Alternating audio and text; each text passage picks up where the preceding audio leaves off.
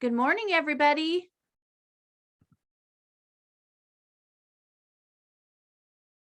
So nice to see everyone getting in here a little early. Hey, Karen.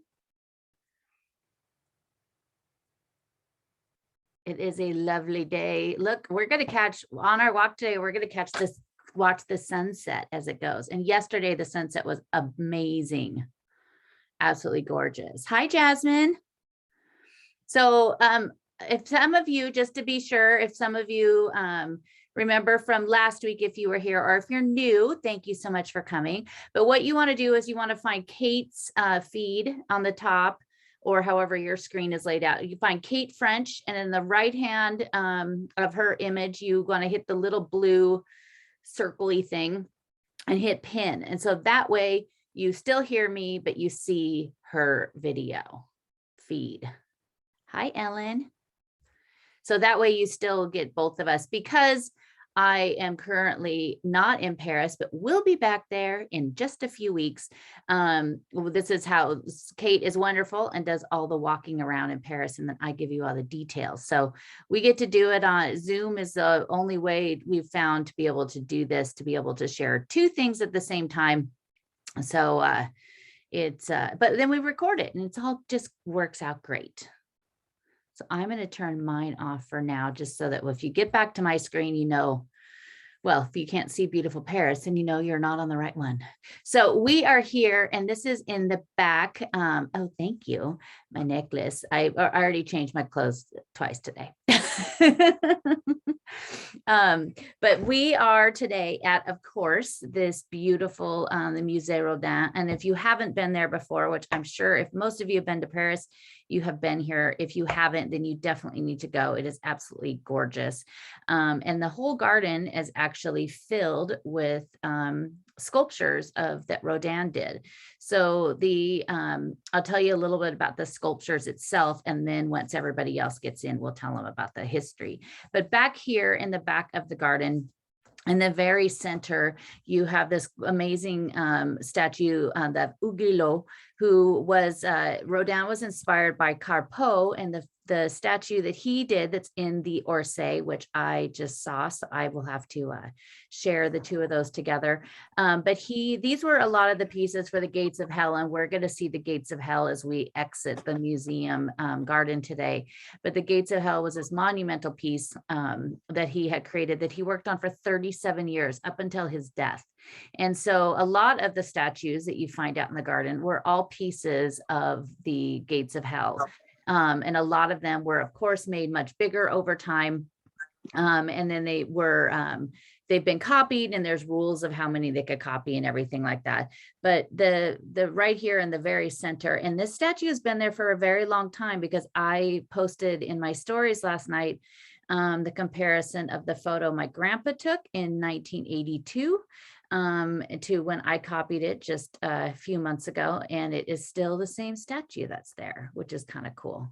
And of course, you see that beautiful dome behind us. That is the Les Invalides, and that is where Monsieur Napoleon is buried underneath there, in that actual real gold leaf. So it's one of the only places left in Paris that they use actual real gold leaf. So I just saw something about the rooftops of Paris, and they were talking about how when they put it on, they have to basically encase it. They redo it every, I think, 50 years, and they encase it in this structure so that the pieces don't fly off. And then I guess you could find a little piece and turn it into a very, very tiny necklace. But here around the garden, there's other ones. On the other side, there's one that's called the Shade, and he is actually a piece of what should be 3 statues that we'll see that are at the very top of the Gates of Hell. And this one right here is called the Spirit of Eternal Repose. And he was kind of criticized because he's in standing, it's kind of a weird pose with his ankles crossed and kind of leaning back. And so I think there was supposed to be other pieces with it, but this was not part of the Gates of Hell. But this, he definitely loved to contort bodies, and there's quite a few sculptures, especially for the Gates of Hell, that are very I watched a movie, I think Gerard Depardieu played him, and he would put these people like models in these poses that I don't even understand how they could have sat in that pose for minutes, as opposed to even sitting in that pose for hours would just be crazy. But the garden out here is it's really nice. And you can actually go to the garden without going to the museum. So there is a fee, it's just a few euros. I think it's €5 to go just to the garden. But don't miss going into the museum as well, which is just fantastic. And look at that lovely reflection we have from the pond. This is also when I was there last, it was right before Fashion Week. So there was a lot of, the Dior a lot of times sets up here. So they take over the garden and build a whole stage. This is one of the ones, this is called The Shade, and it's one of 3. Usually it's in a trio, and you will see them at the top of the gates of hell. And it was done in 1880. A lot of the stuff, these were done in 1880. But he did work on it till 1917 when he died. And I've been wanted to learn about every single part of the gates of hell, which a lot of times we could find in bigger, of course. And I found a book at the Rodin in the sales bin of all places, all about the gates of hell. So I'm super excited. This one is Adam. It was inspired by Michelangelo, which you definitely get a little bit of that Michelangelo feel to it. It was Adam and Eve. There was an Eve as well, and they were to be placed on either side of some other massive doors he was creating. But now it's going to stay out here. But there is a limit. They can make 12 copies, 12 from the cast of the original. And so you do see, the thinker and some of those sculptures, you see them all over the place, all over the world. And a lot of times it's because they can make them from that original cast, but there's a limit. So you could only make 12. And that's when sometimes people have gotten in trouble. The descendant of Camille Claudel got in trouble because she was creating and selling them to help fund the building of the museum. And it was a court case that lasted 10 years, and she finally was acquitted for it. But there is, so, they have to control it so people don't just make make a ton of them and make money. But the Rodin is all self-funded. So they were actually during COVID, when everything first started, they were actually trying to recreate some of them to sell them, because they needed, of course, some money during that period. So you'll find a bunch of them just kind of dotted around in here. And we'll find Victor Hugo that we saw before. We saw there's a statue, there's the same one over in the 16th. This is Victor Hugo, and he's around the rocks of Guernsey, which is where he was from. And he's surrounded by the two of his favorite muses, tragic and meditation. And he's always seen with his hand on, like, towards his head.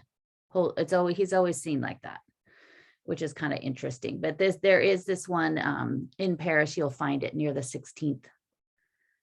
And then there's one here, of course. And a lot of his pieces during the period of the 1880s and such, a lot of this stuff was also worked on by Camille Claudel. She actually was working on these things at the same time. This is one of our, we'll see, this is one of the Bourgeois Ducalie. We'll see those in a few outside as well. Jean d'Arc. But there's this whole little lovely park around here. So there's also a little, it's also another one of the Bourgeois.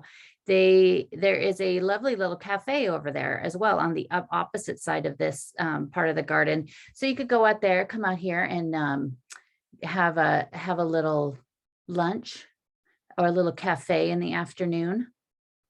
Take it all in.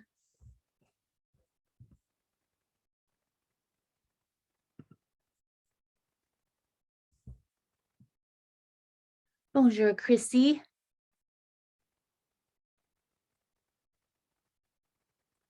And the museum itself, the building itself is much older. Of course, it was built in the 18th century, and it was built in 1727, and it was, we know it now as the Hotel Bourbon, but it was originally built for Perron du Murat, and then he had to stay there. He was a very wealthy wig maker. So, it's good that you could make a lot of money at making wigs back then, when, that was kind of the thing, Louis the 14th and everybody were wearing wigs at the time.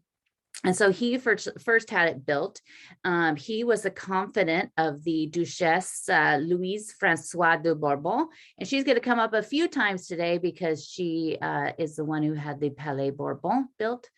That's our main guy from the Bourgeois Calais that you'll see up here in a few minutes. But these are amazing, and the story behind them is really cool, and I'll share when we get up there to see it. But she was the legitimized daughter of Louis the 14th and Madame de Montespan, which we did a podcast episode about Madame de Montespan. She's the one that got in trouble because she was involved in the the poison affair, and she had been drugging Louis the 14th for years to fall in love with her. But this, the architect of the building was Jean-Jacques Aubert. He studied under Mansart, and he designed and created this, and it was all in this very Louis the 14th style. It had multiple buildings on the property, including this building that we see to the side, which was part of a school. And this was, at one point, it turned into belonged to the convent of the Sacred Heart. And then it ended up they ended up going back and forth. And then when they were trying to separate church and state, it was taken away from them. And then over time, some of these pieces on there was a chapel, which we'll see up front. There's this building as well that's now just basically turned into this wonderful little outdoor gallery. And we'll let everybody else in. So you have the examples of Victor Hugo here, of course. It's just really cool. You could just, if you were me, I had to do this a few times. You go and take the inside in all at once in one day, which it takes me, 4 or 5 hours. And then you go outside a different day, or in the afternoon, go to lunch and come back. And then come back and enjoy the outside, because there's so much to see out here. Thank you, everybody, for joining. We started 15 minutes earlier with my wonderful Patreon people, so giving you an extra glimpse. And so for everybody that's just now joining, we are back in the Jardin of the Musée Rodin. And just as a reminder to see, you want to make sure you double click, if you're on an iPhone or iPad, double click on the image of Kate to lock in the view. There she is in the reflection. To double click so you see her image, and then you still hear me. If you get to the black box that just says my name, find Kate. If you're not on an iPhone or iPad, just in the right hand corner, click the little blue button and pin her feed to your screen. But it says, great, you see all of these. A lot of these, again, are the pieces of the gates of hell.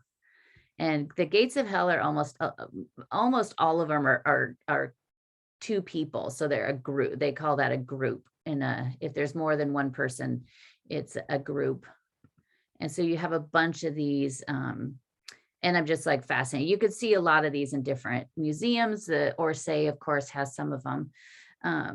But the Musée Rodin, when it became the Hotel Bourbon.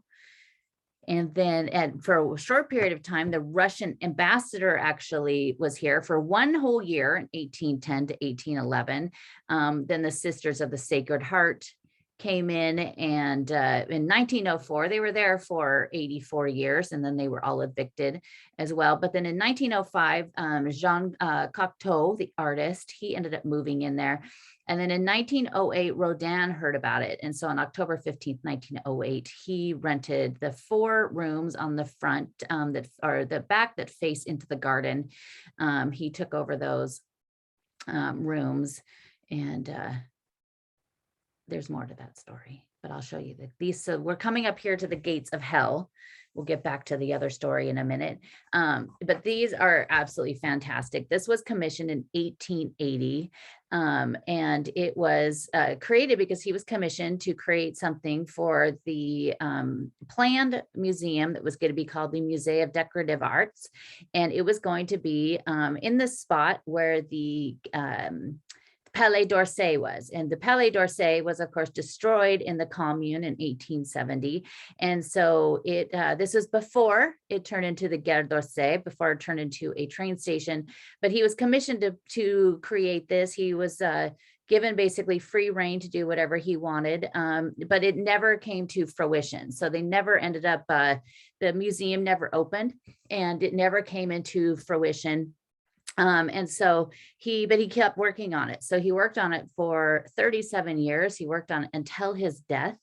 Oh my gosh, I think I don't know if that was a bird or what just went by my window, but I looked like it had a tail. Sorry. A creepy tail.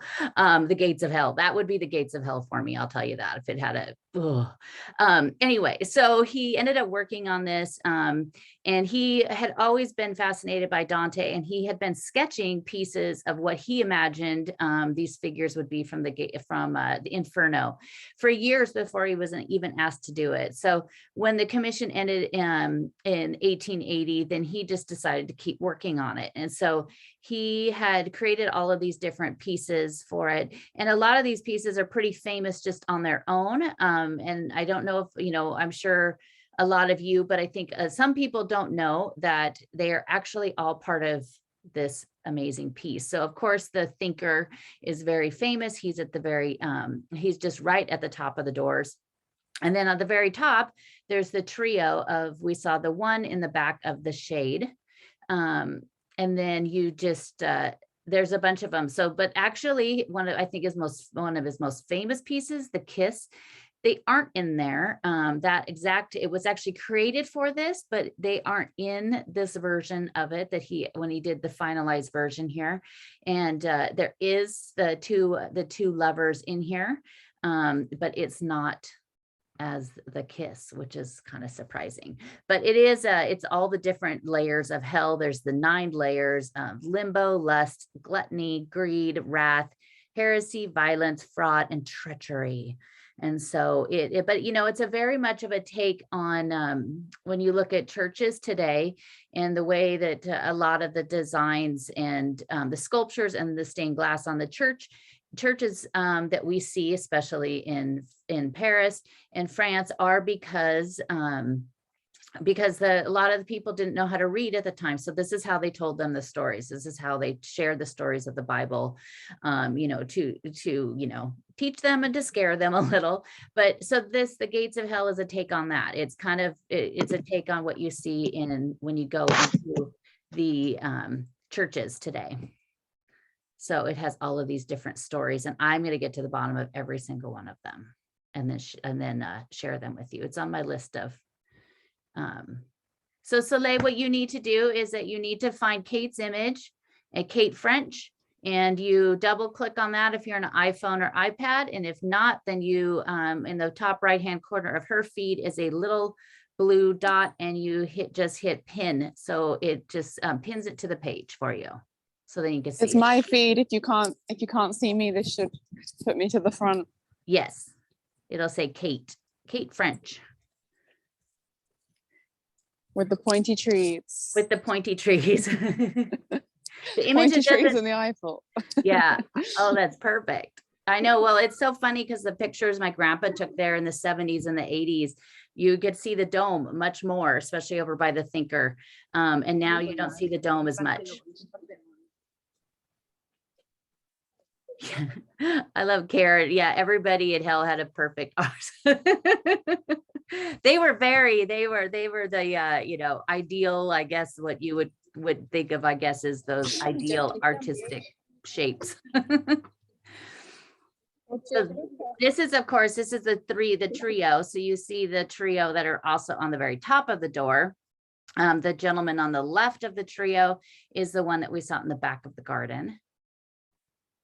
But they're just the way that I mean, if you really like go to this museum and just really take time to just stop and look at every single sculpture. Don't, if you're in a hurry, just don't go to this museum. This one, go here and just like really look at the way that he captures the body and the movement and just the muscles. And I mean, he could really capture just the human body and just everything about it. It's just absolutely fascinating. And if you just kind of slow down a little and just look at everything, it's I mean, just the muscles in their back and everything. I mean, he really studied the human body. And some artists like Jericho and some of the other artists, they would actually go to the morgue to study the body and just to see how, the tendons were shaped and the tendons pulled and stuff like that. But Rodin is definitely a master of that, which is just amazing.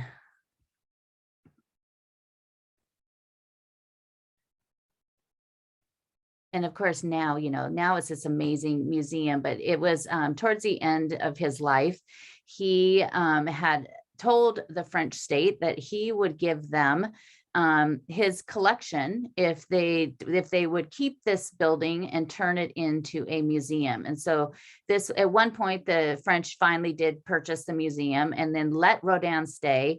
They kicked everybody else out. So he took over the rest of the building. And then the French agreed that if they kept his collection, that they would then turn it into a museum. So thankfully for us, we're very lucky. So this amazing little group of 6 men, this is the Bourgeois Ducalie. And this is actually based on a story from 1346.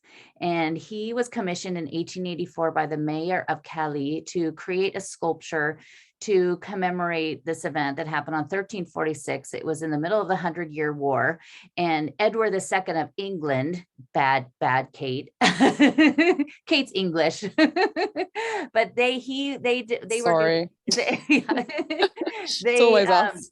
they placed a siege, and so for 11 months they basically were decimating this area. And so the town and these 6 specific men came to the king, and basically here you see the main one in the middle. He is Eustache Saint-Pierre. He comes and he's got that rope around his neck, and he kind of was, he's supposed to kind of have the weight of everybody on his shoulders. He went to Edward and said to please stop. We'll turn over the keys to the city if you just please stop and save the people. And and so he was commissioned, 500 years after this fact, to create this sculpture group. And so the center, he worked quite a long time on them. Camille Claudel also did a lot of the work on it when she was in his workshop. And they're pretty stunning. So you saw that out in the garden. A lot of times you see these figures just on their own as well. But then here as a group of 6, they're pretty amazing. And they're just right here by the street, so anybody could go see them.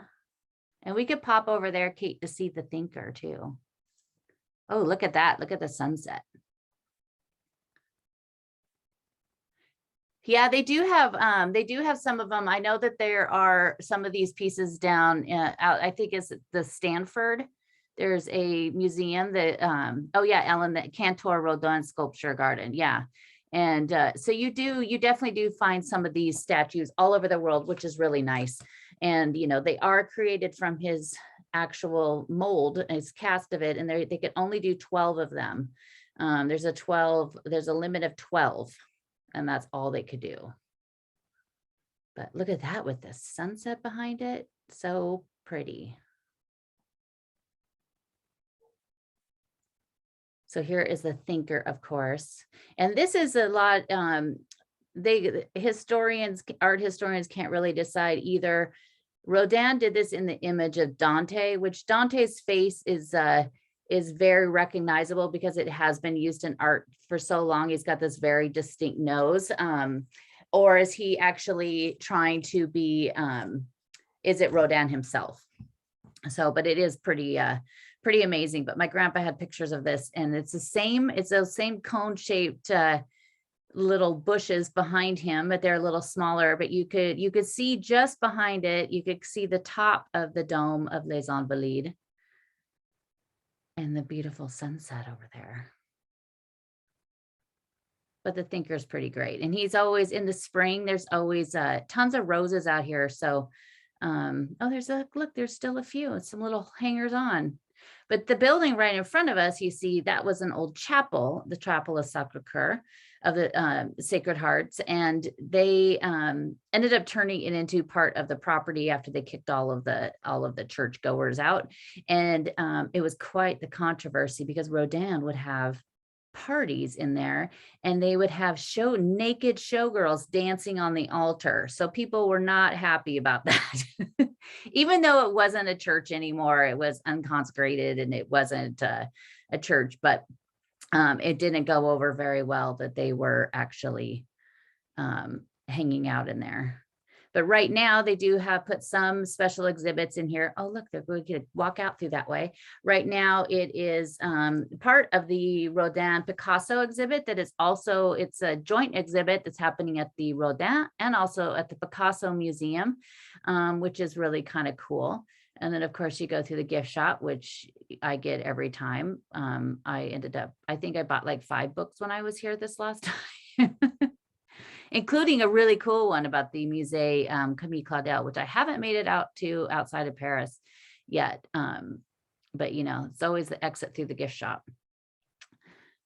And so then we are going to head down here. This is Rue de Varennes, and these doors, I love these doors across the street. They're so gorgeous. This whole area, it's Sunday, and it is free museum day as well. So, but I think when I went there, I went there the first Sunday in September, and people came in to go to it, and they said they weren't a part of the free museum. So not every museum does it. The Louvre does not do it. So just kind of keep that in mind when you go, in case you are going and wanting to find some of these places that would be on the free museum day. That is the only little difference there. And this right here, right to the left of this, right to the left of the building there used to be a building there that would look down into the garden. And that is where Jean Levin, who was a fashion designer, and we also did a podcast episode about her, and she is fascinating because she was a designer that did everything before the horrific woman known as Coco Chanel did, but she gets no credit for it at all. And but she did sportswear first. She was the first designer to create perfume. She was one of the first that used black as far as her clothing. She was the first one to do to basically design for the family, because she designed things for her daughter. But because she was very quiet and she loved just reading her books on art and spending time with her daughter, not as many people know her. And then that horrible woman, Coco Chanel, gets all the credit for it. And if you don't know why she's horrible, why I think she's horrible, check out the episode we did on her. And when people say, oh, she was a Nazi sympathizer, she was actually just a Nazi, basically. So she look into the real story of who the woman actually is, and you probably will never, you'll probably be appalled every time you see the name from now on. But we are walking down this adorable little street, and we are going to head right on over to the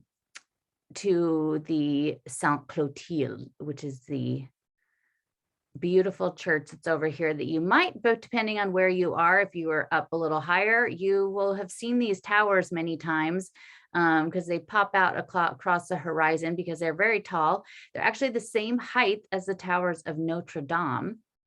So it's a beautiful church, and it's named after Sainte Clotilde, who was married to King Clovis, and she was good friends with Saint Geneviève. So we're talking, 400s. So quite a long time ago. But this is always, especially on a Sunday, this is always a very sleepy part of Paris. This is the 7th. Oh, look at Kate's always finding those little courtyards. Look at that gate, how gorgeous. But this is the Rue de Bourgogne, which is named after Louis de France, the Duke of Burgundy. He was the grandson of Louis XIV, but he died before Louis XIV did. So he never ascended any higher. His father also died too, and that's why Louis XV became king. But his father was the Grand Dauphin, the great dolphin. But this is a cute little quiet street. And we're not that far. So you saw where Les Invalides is. So a couple streets off to the left is Les Invalides and over towards the Seine.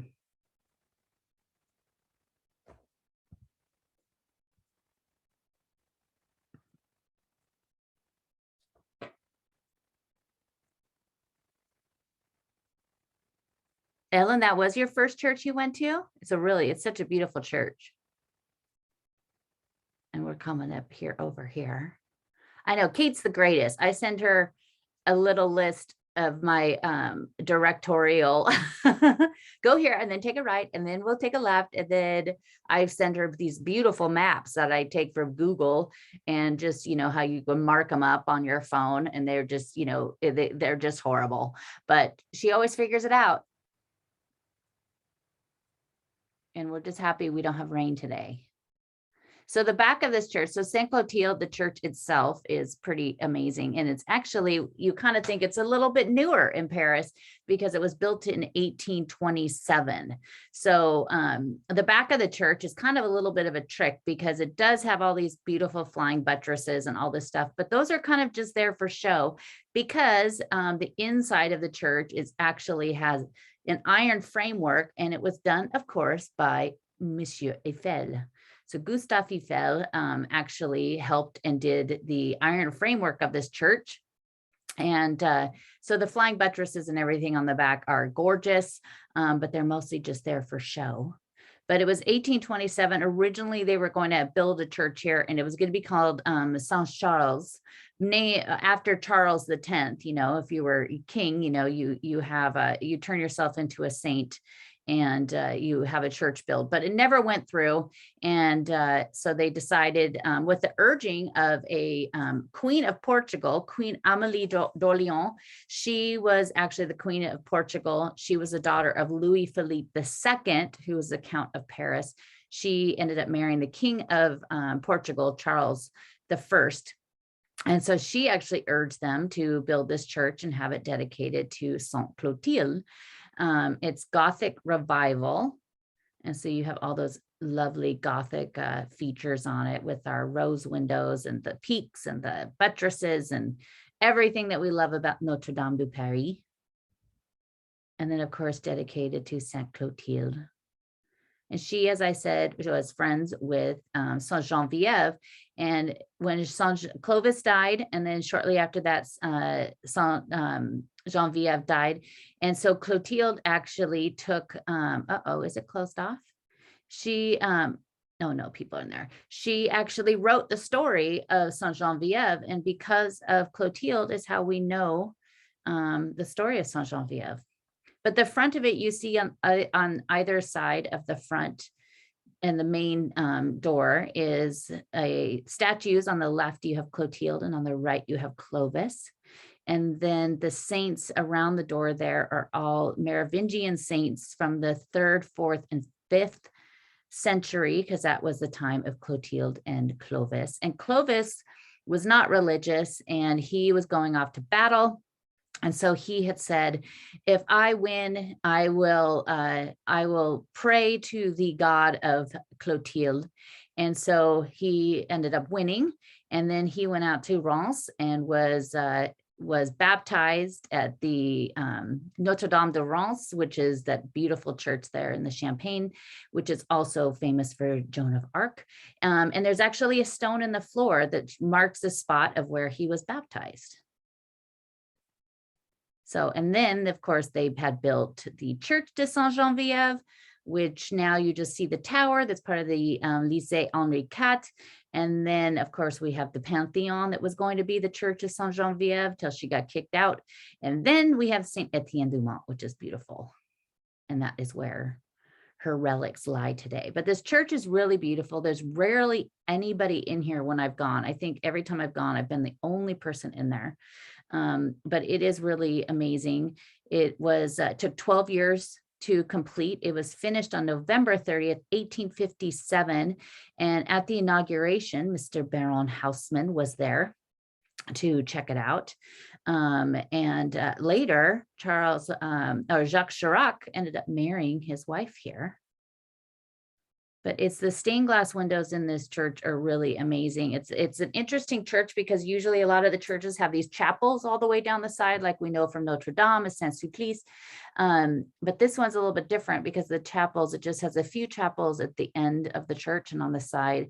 But the stained glass windows are absolutely gorgeous because they have all of these, they're stained glasses of the saints, quite a few of them, men and women, saints. And so you have Saint Clotilde and you have Saint Denis, of course, one of my other favorites. But they're really gorgeous. And it's nice when because we do it this way, it is kind of nice that we could still share the stories of them, because a lot of times in the churches, we want to try to be quiet. So I could still talk right over. There is St. Anthony in there as well, Karen. And when I went there, when I was looking through photos I took of there, when I was there, I think 3 years ago, I had gone right before Easter. So all of the windows all of the lights were turned off. Which is, I'm not sure why they're turned off right now. Yeah, Caesar Franck was the organist, and we're going to see him when we leave the church. But it's really beautiful. You have the amazing long views here. They're so pretty. And the transept. The transept, one side of it is dedicated to Saint Clotilde. And then it has all of these bas-reliefs of the ways of the cross. And on one side of it, they are all done by James Pradier, who had also done some of the sculptures in the Place de la Concorde. And then, of course, you have that really great Virgin Mary there.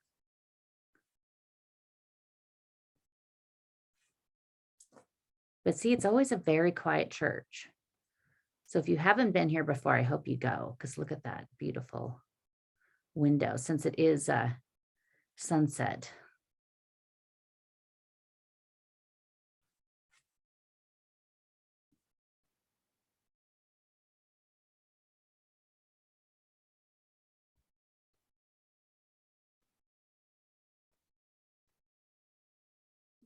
It's a really cool church. And on the choir, they have all of these other bas-reliefs. Some of them are the life of Saint Clotilde. And then back here in the chapel that is dedicated to Saint Louis, they have, oh, look at all these other extra things they have in here. Yes, Christina, it is the same. And I'm not Catholic, so I had to figure out what all of those meant years and years ago. I was like, what do these mean? But I love the paint. I love the way that they painted the side chapels, like they painted on the frescoes with the multiple different paintings. So a lot like you see in Saint-Germain-des-Prés around the altar, they have it where they have multiple paintings like this, multiple frescoes that kind of tell more of the story, which are really fantastic.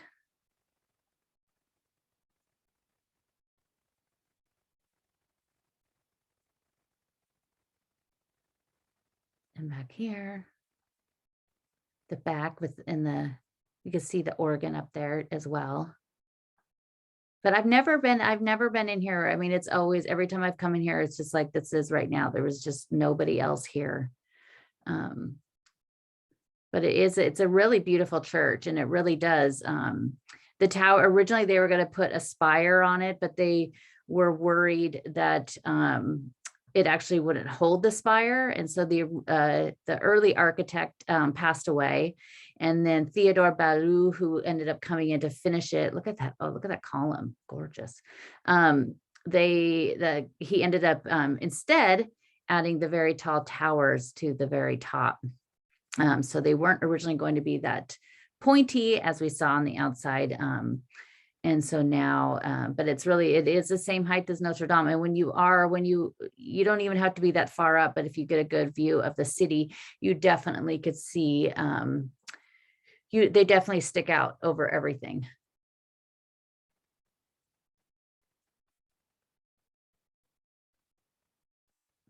But it is a very, very cool church. Sadly, you can't find a lot about it. Some of the churches, are you could even buy a little book sometimes at the churches that will tell you all about it and tell you who did everything, who painted everything, who did the stained glass, what they were inspired by. And some churches, you can't find that information. So I did have a little, you could sometimes find a little just pamphlet that at the door for this church, and I did, but it still didn't have a lot of information, and it didn't really name the chapels. And so and some churches will have, great little signs at the beginning of each chapel telling you what everything is, which is really nice. And so some of them are getting better about that with more information, but that looks like the same little pamphlet I have from years ago. But it's a really gorgeous church. It is also really known for its music. And as I said, César Franck was a composer and an organist and a teacher, and he was the music director of the church from 1859 to 1890. And there, right in front of us, in front of the church, there is a little square, the Square Samuel Rousseau, named after a French composer who was also a choir master at Sainte Clotilde. But there is a little monument in there to César Franck that we'll see by Alfred Lenoir.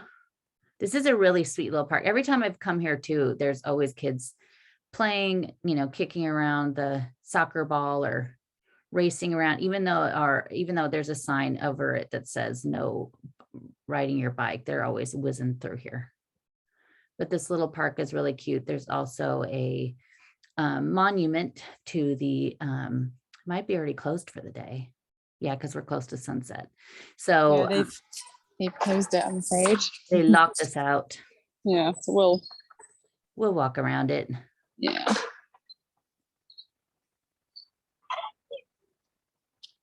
But yes, they usually like to close everything up around sunset.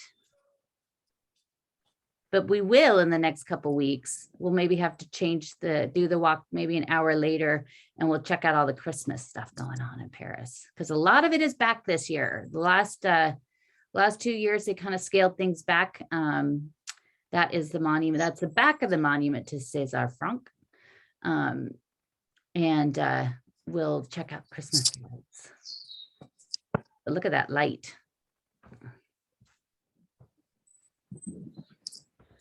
So beautiful. Yes, there was a live, I'm sure you guys all know, I can't remember what the name is, but they always post multiple live videos during the day from Paris. And they're never talking, it's just the city. And I ended up happening to tune in yesterday, which I usually never see it live, or necessarily watch, but I tuned in right as they were on my little street in Paris. And then they walked down to the Pont Neuf. We'll keep going to the left, your left. Sorry, I'm getting lost. But it was like the most beautiful sunset, and they were on Pont Neuf, and it was behind, you could see it. You could see the Louvre, which is, my favorite. And I sent Chrissy a message. I was like, tune in now. Oh, Judy, most every park in Paris has statues in it, almost every single park. So it's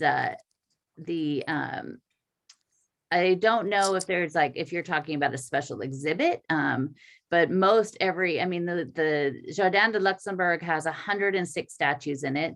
And I recently made all the videos that I've done in the past that were unlisted, and just for the people that was subscribed to them that weekend, I made them all live, so you could go back and I have there's a few of them we did in the Jardin de Luxembourg with Kate and I. Oh, there's another one that's like the same handle on one of my favorite doors on Rue Bonaparte that Manet was born in. Carrie, I can't remember the name of it. Somebody might be able to remember and pop it in the comments. If not, I'll send it to you, but it's like an initial, like it's something A and something, and then it's like written in Art TV, that's it. And then it's written in like Japanese or Chinese or something. I'm sorry, I don't know. But they sometimes have feeds, and I had a friend multiple times saying, are you on this street? We thought we saw you, because they do 2 or 3 videos a day. But yesterday, check out the one yesterday, because it's the sunset from Pont Neuf, and they were just down on the street, my street, and I was just almost in tears. So right here up on the corner, we are taking a right again. We're circling back to Rue de Bourgogne, but the building there on the left was where Bart Weil lived. And she was this amazing, amazing woman. She was one of the very first women to own a gallery in Paris. She ended up being one of Picasso's very first dealers. She worked with Modigliani and a whole bunch of other artists at the time when nobody wanted to work with them, and nobody really thought they were all that great. And she worked with all of them.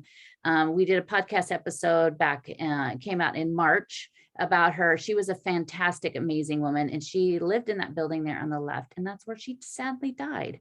But she was a fantastic woman. She's unfortunately wasn't a very great businesswoman, as she even said herself, because a lot of these artists would then go to people that would actually pay them a lot more for their art, sadly. But she was amazing. And so if you ever look up the stories of the artists at that time, Matisse and Picasso and Modigliani, you will always find her name in their history, because she basically helped these artists out at the very beginning. She gave Modigliani his one and only special exhibit. She had placed one of his paintings in the window that was a very naked lady painting, and people freaked out as usual. So we're heading, I don't know, hopefully you've been to the back of this, because this is kind of like this little treasure that's back here. This is the Palais Bourbon, and this is this beautiful statue. It's The Law by Jean-Jacques Foucher. It was placed here under Napoleon III, and it sits in front of the Palais Bourbon, which is now the National Assembly, but it was built by Louise Francois de Bourbon, who, as we said earlier, is the legitimate daughter of Louis XIV and Madame de Montespan. He legitimized all of his children that he had with her. It was built in 1772 or 1722. She built the palace and the Hotel de Lassay at the same time, right next to each other. The Hotel Lassay was for her lover, and he had it built at the same exact time so they could be next to each other. She was a widow at this point. She wanted to keep him nice and close, and it was frowned upon, even though she was a widow, that she was carrying on with this gentleman, but they stayed there. Now they have connected the two buildings, and it is where the president of the parliament actually lives. It's absolutely fantastic inside. It's another one of those buildings you could only go to on that third weekend in September for Patrimoine, but it is gorgeous inside. Some of the ceilings are done by my love, Eugène Delacroix. But it is fantastic inside and it's massive. So we'll see, we're going to go to the left and we'll get to see the door of one of our favorite Americans in Paris.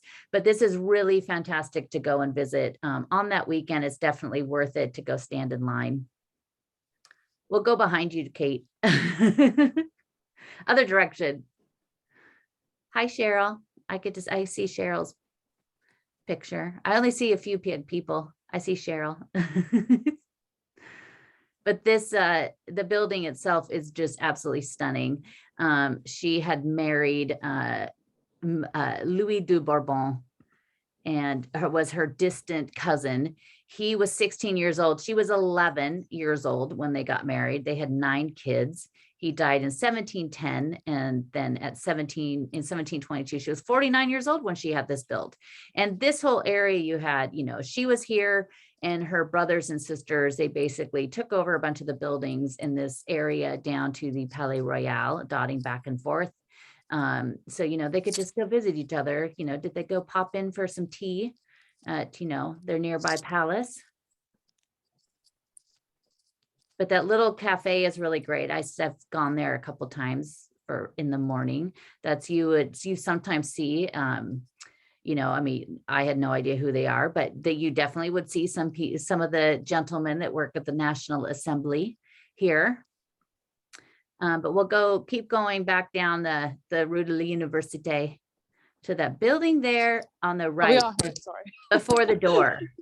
Before the next row. Yeah, the building on the right before the wall.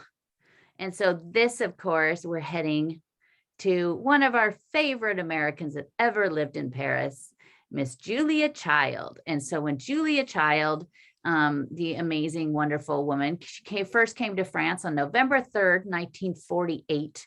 And, as you know, I just posted about it the other day on the anniversary, but as we all know, how much she fell in love with France and absolutely loved it from the second she got there.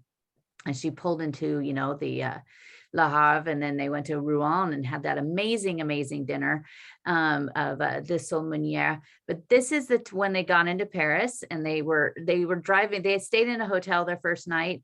And if you read her book, My Life in France, which I think I've read 3 or 4 times, if you have not read it, read it today. Order it, pick it up, get it today. If you love Paris, you will love this book. They got lost the first night. He had to drive around for hours trying to find a place to park. And then a few days later, they arrived at this apartment here at 81 Rue de Lou is what she called it. It's Rue de l'Université, but she called it Rue de Lou. And that she was in there. There's a courtyard in there. They had a 2-floor apartment that had these gorgeous windows. And if you look at my post from the other day, there's a picture of it, and I snuck in there one time when I was standing there. I snuck in the door when somebody walked out and took a little picture of it. But I have come here and just stood here and held that handle thinking, is this the same handle that Julia touched? And do the people that live there know who live there and how amazing she is? I hope so. There's no plaque there, of course. A lot of French people don't even know who Julia Child is. A lot more know Hemingway just because he's left. They've read Hemingway, but a lot of them don't know Julia Child. And she's probably between Hemingway and Julia, probably the 2 most famous Americans that have lived in Paris. But we all love Julia. And there's a documentary coming out about her, I think, next month. So I can't wait to see that. But that is where she lived. She in 1951, of course, she got there. If you've all seen the movie, she didn't know what to do. She was doing all these things and she was bored. And she decided to take a cooking class. And of course, Madame Broussard was not a big fan of hers. And, at the time, women weren't going to be chefs. They could be cooks in their house, but they weren't to be chefs. So she had to really push forward to be able to get to do November 12th. Thank you, Chrissy. Oh, I can't wait. I'll share it. I'll find out information and I will. Oh my gosh, that's like 5 days from now. Oh, it's a good thing to get you through the week. And she was just absolutely amazing in what she did. And she just pushed on and, she was almost 50 years old when she decided to do that. And so it is never too late to change your life. and find and do something that you love. Oh, good for you, Dawn. That's amazing. I'm sure you know or have seen our wonderful friend Molly J. Wilk. That is awesome, Dawn. We'll hope to see some of your delicious baked goods. There's a little gift shop here on the right that's attached to the National Assembly. And I went in there and bought those little egg cups that you put, your lightly boiled egg in.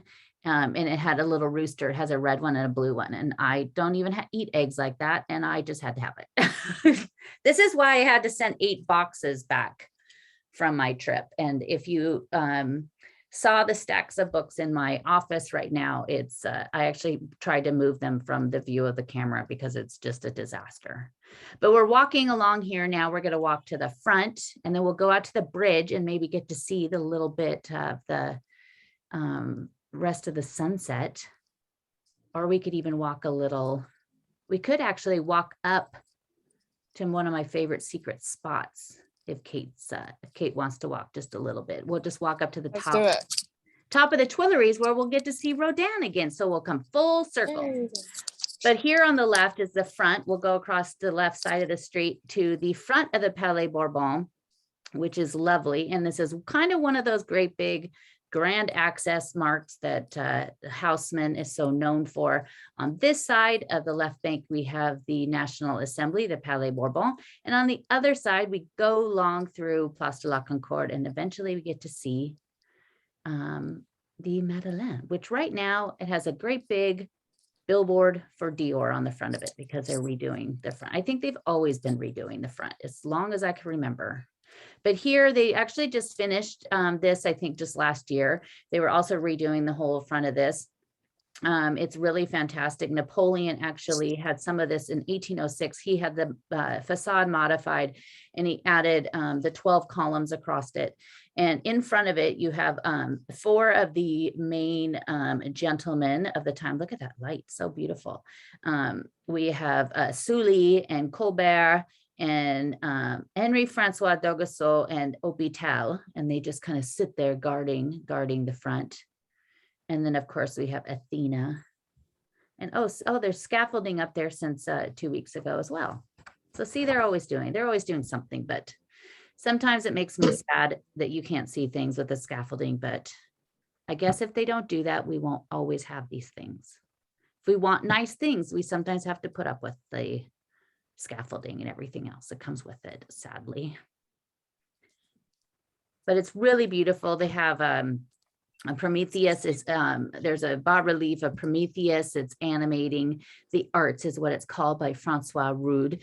And it has, I love I'm obsessed with all of the allegories and mythological things. So I'm also wanting to learn about every one of those. So you start to figure out who these things are once you start to realize their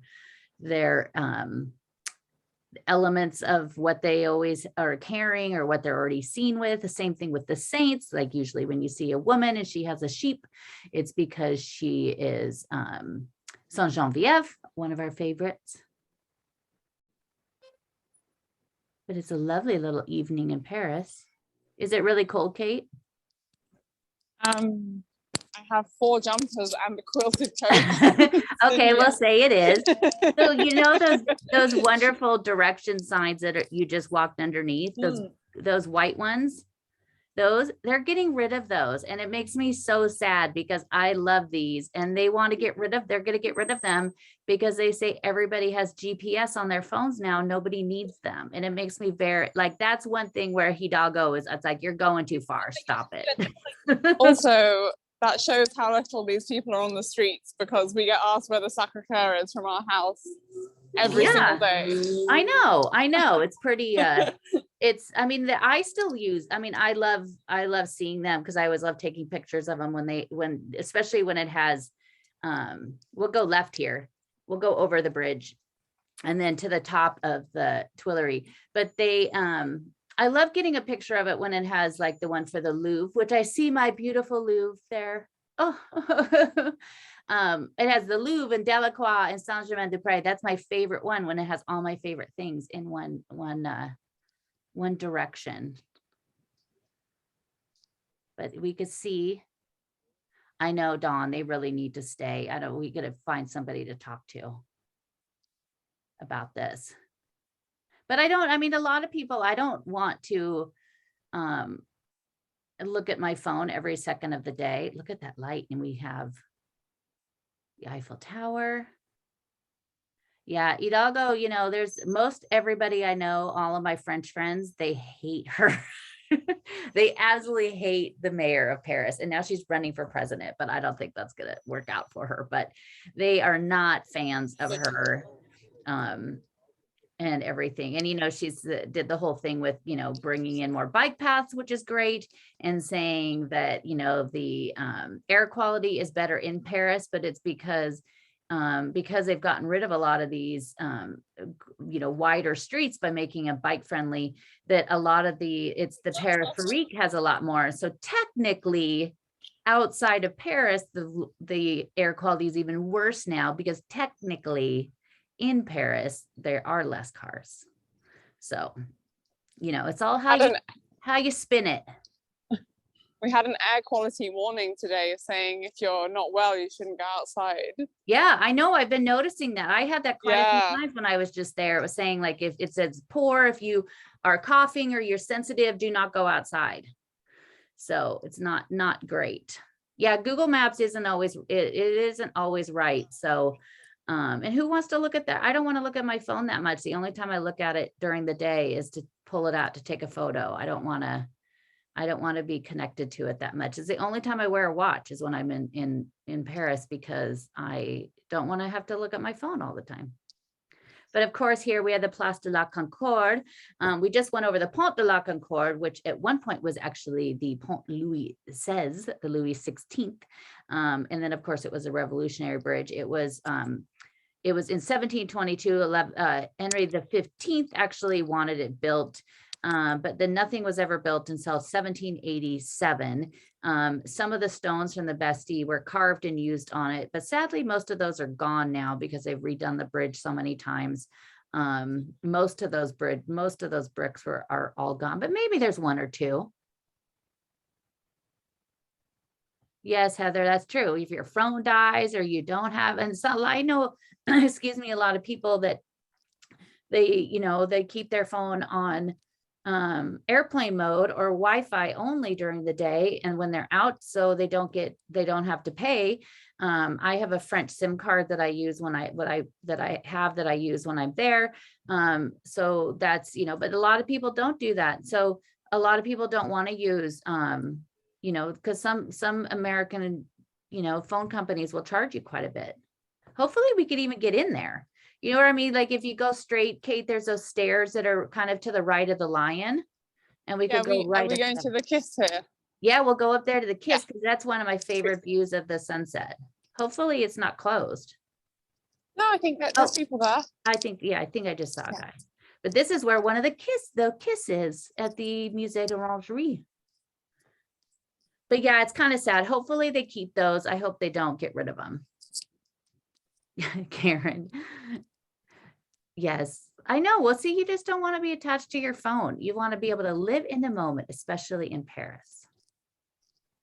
So there's these nice little walkways that you could go up, these little stairs to go up to the above terrace. And you get to see the wonderful lions. The lion on the other side, on the Rivoli side, is the one that got hit by a tank, and he toppled down like Humpty Dumpty. And the Musée de l'Orangerie, which coming up here, November 11th, is the anniversary of Monet's gift of his Grand Projet, his large water lily paintings. It's when he gave them to France on the final day of World War I, the Great War. So I have something that I wrote about that I'll share. And then of course we have this beautiful copy of the Marble Kiss, which is not outside of the Rodin, because there's the beautiful marble. I'm sorry, did I say marble? Bronze. There's the marble version inside of the museum. And then we have this one here, but this is one of my favorite places to come up and see the sunset, especially on the other side, because you get to see everything in once. You get to see the top of the Grand Palais, you get to see the Eiffel Tower, you get to see the obelisk, you get to see all these beautiful things in one gorgeous shot, and the beautiful Place de la Concorde all lit up. And soon the Christmas lights will be here. The Christmas lights on the Champs-Élysées will be lit on November 21st. I just saw this morning. So they were actually a month or two ago, they were already had the lights on the trees. And so they were actually winding them up around all of the branches. So they're getting ready. And then a lot of the stores will have their windows pretty soon, so we will share a lot of that stuff in the next few weeks. Jenny, red is the best color there is. But see, you get to see the Eiffel Tower. I couldn't tell what color the lights were when they were just hanging there. And then you get to see those amazing sculptures. So two of them are done by James Pradier, who did one of them in the face of Jeanne, who was the longtime mistress. Look at that. How gorgeous is that? I'm just screenshotting things. The longtime mistress of Victor Hugo. So again, full circle, coming back to Victor Hugo too. We have Rodin. But look at that light. So beautiful. And it's early. This is one thing I don't like about when we put the clocks back. It's going to be dark at like 4:45. I'm not a fan. Oh, and we get to see, I don't know if we could see it sparkle. Yeah, Ellen, I do love that, the diamonds and the rubies because of the traffic lights. But it is pretty great. I have a client that's going to be there for New Year's Eve. And so they definitely wanted to be there on the Champs-Élysées to see everything. But we'll do some tours. We'll do some of the videos here in the next, maybe in December, we'll do them where we go visit all the Christmas stuff. Maybe the Sunday after Thanksgiving, we could start doing those. Oh, Jean, that's amazing. I'm going to be there right after Christmas. I head there the day after Christmas. So I will be back in a few short weeks, but to be there for Christmas is amazing. The great thing and very strange thing about Paris is they leave the Christmas decorations up into the middle of February. I think one year I was there and I left about the 15th of February. They were just starting to take them down. So it's great if you go there afterwards and you still want to see it because it is beautiful. But we know Epiphany is January 6th, so they leave it up until Valentine's Day. This year they left it up until like mid-March. Yeah, it's weird because we're like the day after New Year's Eve is usually when everything comes down, and some people it's like the day after Christmas, but I was always the day after New Year's Day, and so when you still see them in February, it's very strange. It's like, okay, already we're moving on. But yeah, I guess during COVID, they were like, yeah, who cares? Just leave them. Yeah, they got lazy. Yeah. Well, they're probably going to go out to do them. But see, we were all locked down. Yeah, everyone's locked down. But see, this is such a great viewpoint to see everything. And then on the right, you have the Hotel Crillon there on the corner. That's next to the American Embassy. Again, don't try to take a picture of it. The people with large automatic rifles will literally chase you down and yell at you and make you delete the picture of the American Embassy from your phone. And I said, "Je suis Americain," and they did not care. So it's look at us now. Yeah, it really helps with foreign relations when the men are trying to chase you down and I don't know, with their scary guns. And then on the right there, the building on the right is the beautiful and amazing new Hotel de la Marine, which it just opened in the summer. And it is absolutely amazing. I just put all of the photos I took I saved them on my Instagram. And it's absolutely amazing inside. And if you don't have time to go to Versailles, I tell people to go there, but definitely go there for sure. It's about an hour and 15 minutes. It's really cool. You have this GPS headphones, and then they tell you the stories as you go through it. And then you also hear people like chatting in the background of footsteps. And so it takes about 5 minutes to get used to the fact that these footsteps are in your ears and not people literally walking up behind you quickly and you're trying to get out of the way. Constantly, I kept turning around thinking people were behind me. But then you also get to go out on that patio on the upper part and you get to look over here.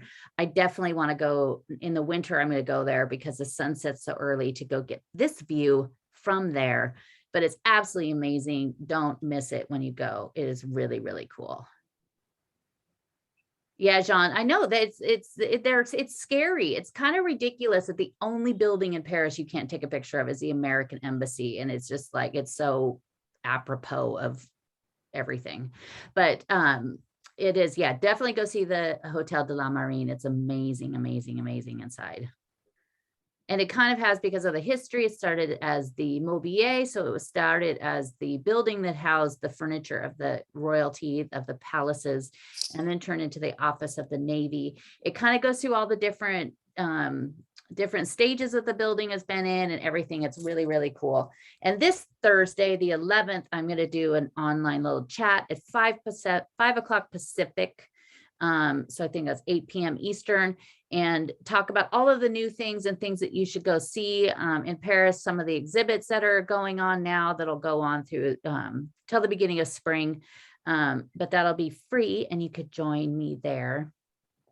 And we are doing these videos free, but we definitely appreciate tips to help fund this little project of ours and to help with the wonderful Kate who's out there braving the cold streets for us. Yes, Carrie. What a terrible task. I know, terrible task to get to see this beautiful view.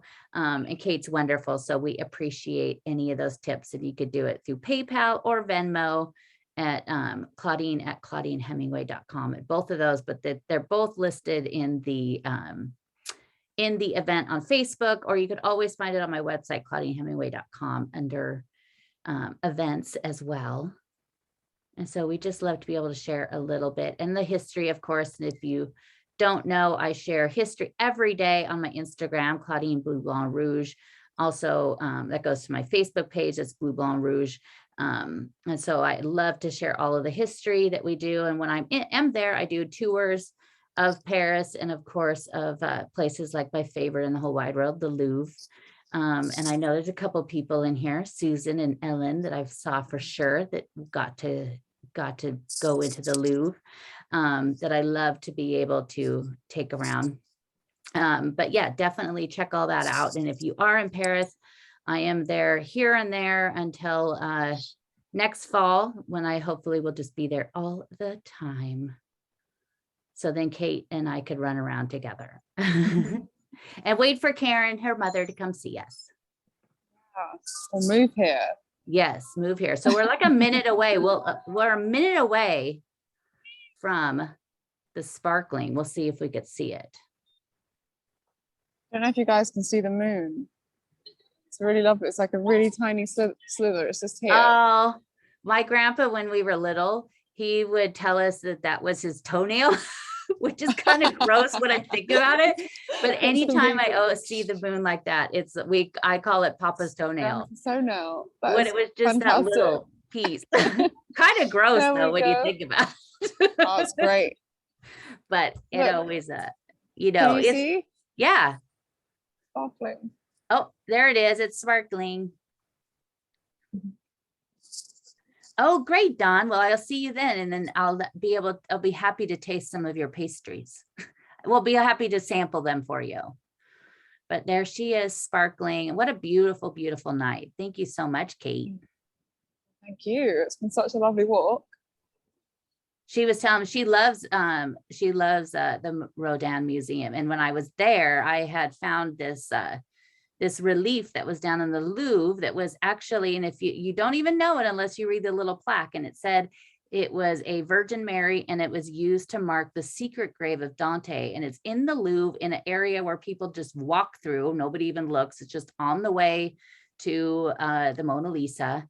And she noticed me that I posted it and she was like, where is that? So I took her and her mother and showed them.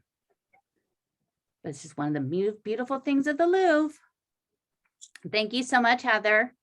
Thank you everybody so much for joining.